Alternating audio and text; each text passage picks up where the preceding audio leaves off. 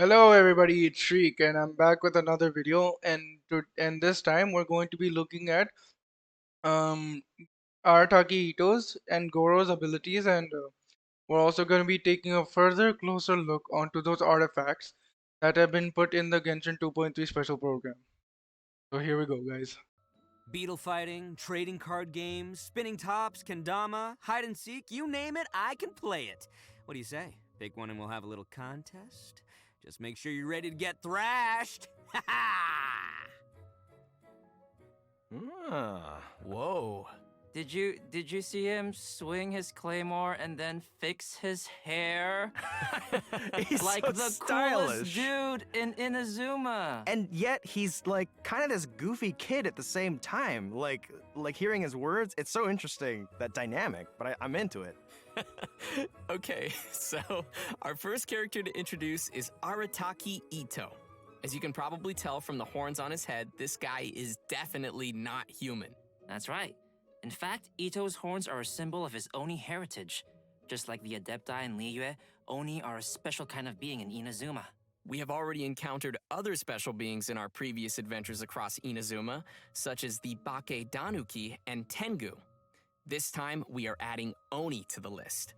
Aside from Itto's heritage, his unique charisma has also attracted all kinds of followers to him. Word on the streets is that Itto has established his own crew, called the Arataki Gang. Okay, so he's a gang leader. That's an interesting twist. Yeah, but he's not quite the kind you might be thinking of. There have been some interesting stories about Itto floating around town. Yep, he's the big guy with the horns that would play cards with kids to win all of their snacks from them. Absolute menace. That sounds like a kid's worst nightmare.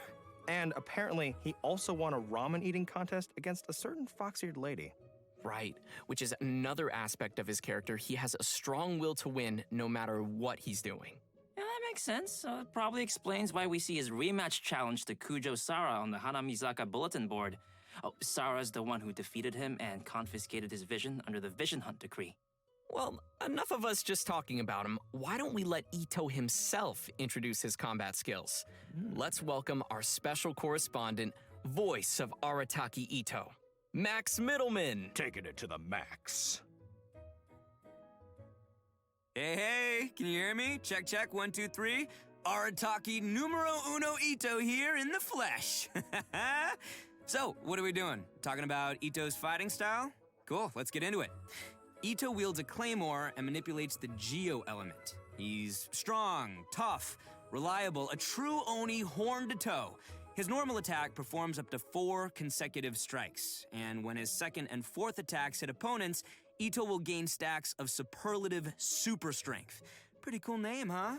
Oh, another thing to note is that Itto's normal attack combo won't reset for a short time after using his elemental skill or performing a sprint, which means you can keep on swinging even after you move. Oh, so that means right after his elemental skill there won't be any time debuff. Like after every elemental skill I think there would be some time before you can actually start doing normal attacks again. So this is actually quite interesting to be honest, because look, because he can attack right again right after he does his elemental skill. Hmm, not bad, because it also I think increases reaction time. Like right after elemental skill you can just snap and then just go into attack using your normal attack. Quite interesting. When you hold to initiate a charged attack, you can use superlative strength stacks to perform Arataki Kesagiri slashes without spending any stamina.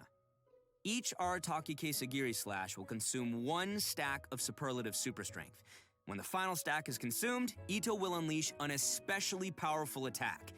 When no stacks of superlative super strength are available, Itto will perform a Saichi Monji slash. Oh, and most importantly, remember to keep your hairstyle as cool as possible. So basically in this, those super strength stacks that you get from using normal attack get from Arataki Itto, you don't have to use stamina when using your charge attack, which is pretty nice. Wait, but this is I think this is almost the same as a Yan. This is not same, similar to Yan phase. Those red stacks she gets every time she doesn't have to use much stamina to actually you for the charged attack. So I think this is very similar to Yanfei's skill. even when the wind keeps trying to mess it up. After unlocking the talent Arataki Ichiban, which, by the way, means Itto's the best, when Itto uses consecutive Arataki Kesagiri, his resistance to interruption greatly increases, and each slash causes the subsequent slash to have higher attack speed. So your slashes will keep getting faster and harder to stop. With another one of Itto's talents, Bloodline of the Crimson Oni, damage of Itto's Arataki Kesagiri is increased by a certain percentage of Itto's defense. Okay, so this is a defense-oriented character, more like Noel, Jinyan, and also Albedo. Wow. So therefore, I think you guys will be easy getting the artifacts for him because the guy needs defense. The guy actually just needs defense, I think. I might be wrong, but oh god. And it's very interesting. Arataki Itto actually, not bad. When using his elemental skill, Itto hurls Ushi, the young Akaushi bull, at opponents, dealing geo damage. When Ushi hits opponents, it'll grant Itto 1 stack of superlative super strength. Ushi also happens to be an auxiliary member of the Arataki gang. Aw, isn't it cute? Anyway, So wait, the elemental skill gives geo damage and also gives Arataki Itto his superlative super strength stacks, which is wow. Okay. Ushi is considered a geo construct, and it'll remain on the field to taunt surrounding opponents and draw their attacks. So basically, almost like a Baron Bunny, because the Baron Bunny's function is to just taunt the enemies, and then once its duration ends or its HP decreases to 0, it will explode. So I think yeah. But Ushi won't stick around forever. It'll flee when its HP drops to 0 or its duration ends. Oh, okay. So it won't have like a effect right after. Like it will just flee away after the duration. Ushi also grants Itto 1 stack of superlative super strength when it takes damage and when it leaves. So wait, does that actually mean 2 stacks of superlative strength? Wow, that's quite interesting. Like, look, because once he enters the field, he gives he he gives hero damage, and not only that, also the 1 stack. So he gives stacks in total if you think about it.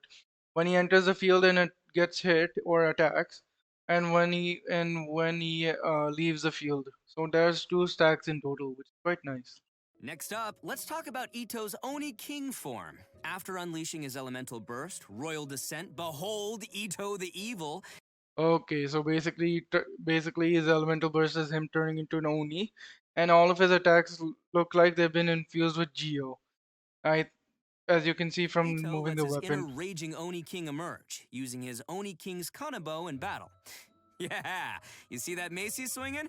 During this state, Itto's normal, charged, and plunging attacks will be converted to Geo damage Yeah, that's what I was saying because that's what I was saying. All of his attacks will be converted to Geo that damage. cannot be overridden.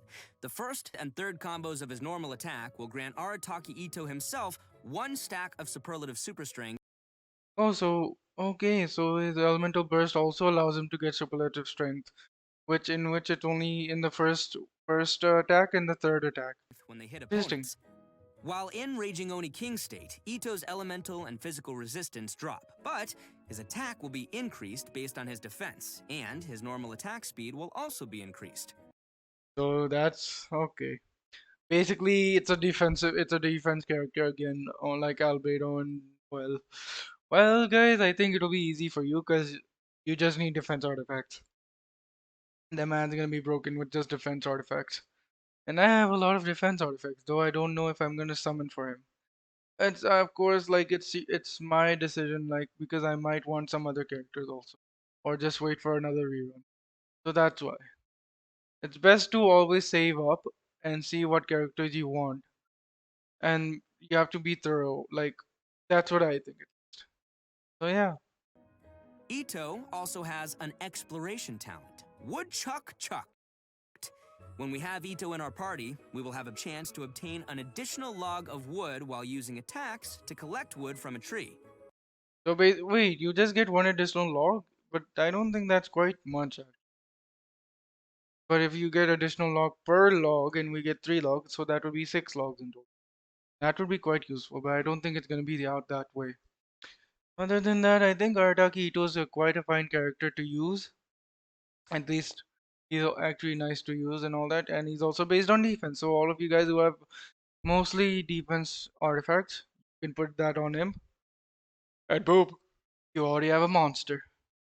And now next we're gonna look at Gourou.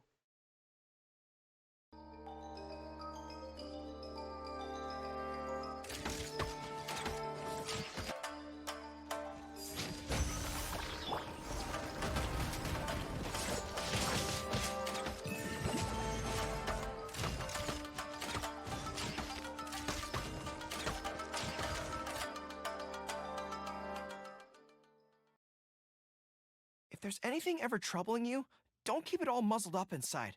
You can always speak your mind with me. Although I can't guarantee that I'll always have an answer, I'll certainly offer you my best advice. Even when I can't muster much of a response, you can always count on me to be a good listener. Whatever it is, I'm all ears. Aww. Oh, Whoa. here He we go. looks like a real good boy with a big, beautiful heart. That he does. That he does. I like him. So, I know what everybody's wondering. Can we pet his ears? Oh my goodness. Well, that might be a little awkward, but if anyone could pet Gorou, it'd probably be the Traveler. Not you, Zach, but the He Traveler. wants some pets. Just to be clear. I would like to scratch Goro behind the ears. Oh my gosh. What? Come on, guys. Anyways, with all that being said, although Goro looks really young, he's one of the most reliable characters you might ever meet. Yeah, in fact, among the Watatsumi Island Resistance, he's known as Top Dog Goro. Right, which is interesting because Gorou is still younger than most of his fellow officers. He earned the nickname because he's close with his troops, and the other officers are always lining up asking him for advice.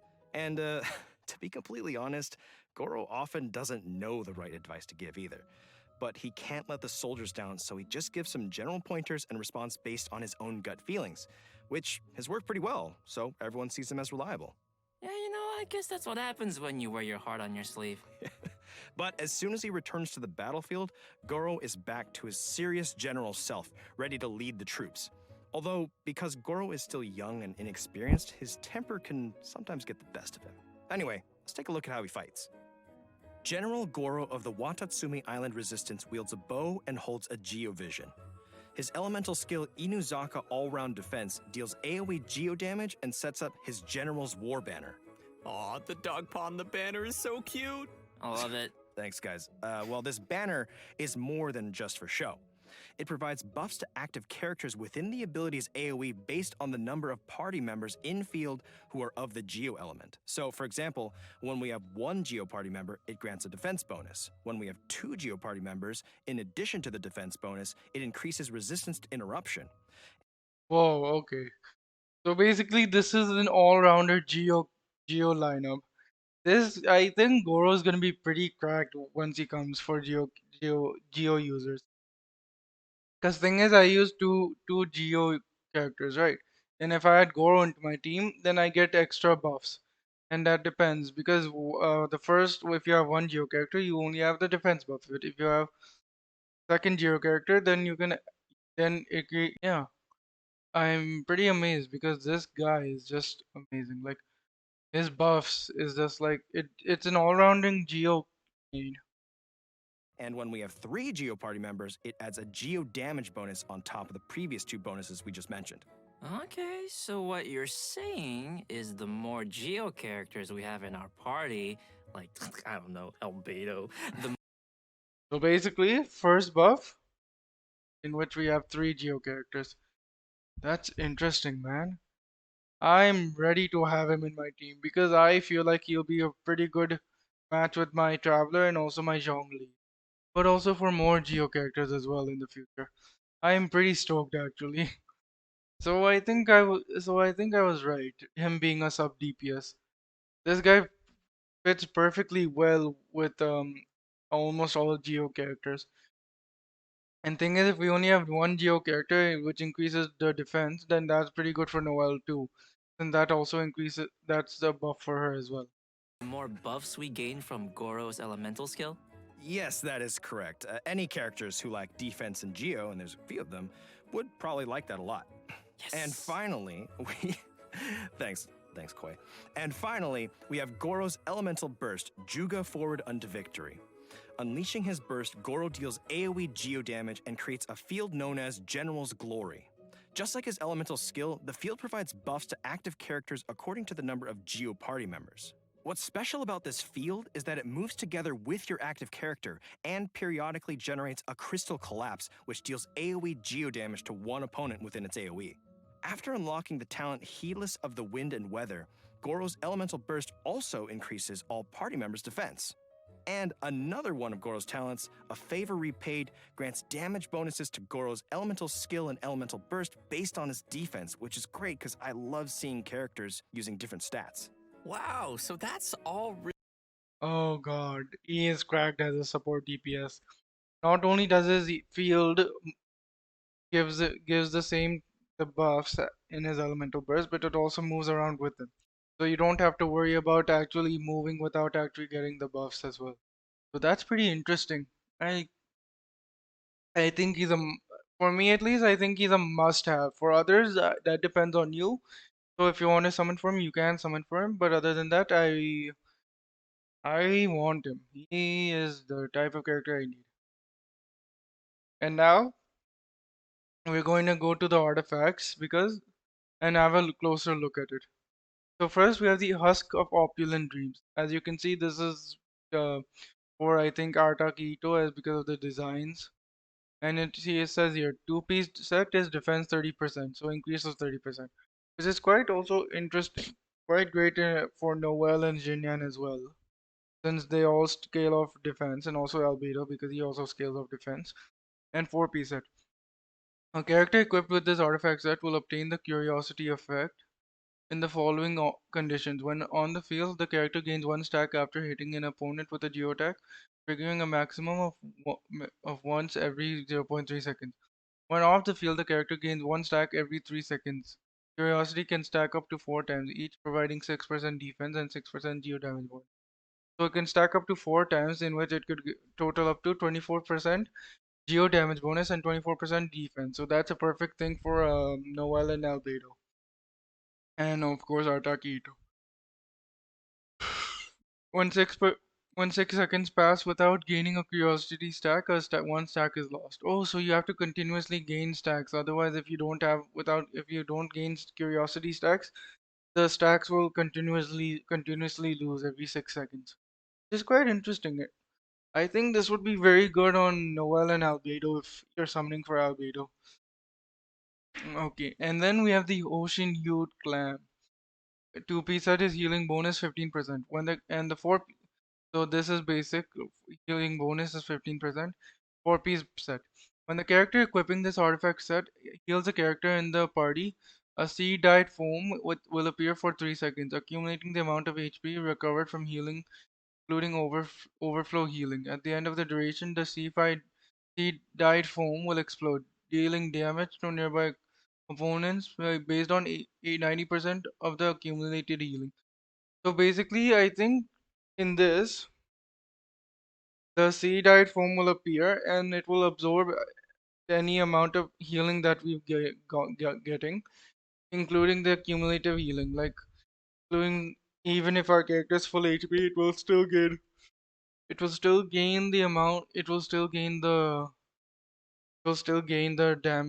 healing even after the character is fully recovered, and it will and once the duration's over, it will explode based on 90% of the accumulative healing, the healing that you've accumulated.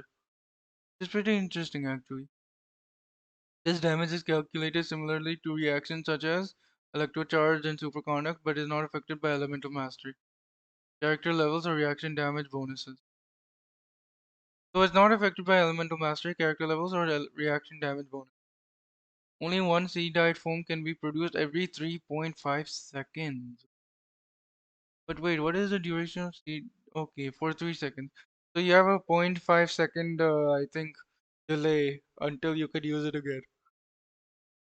Each seed dyed foam can accumulate up to 30,000 HP, including overflow healing. There can be no more than one C-type form active at any given time. This effect can still be triggered even when the character who is using this artifact set is not on the field. So it can also be used when it's not on the field. Wow, that's it.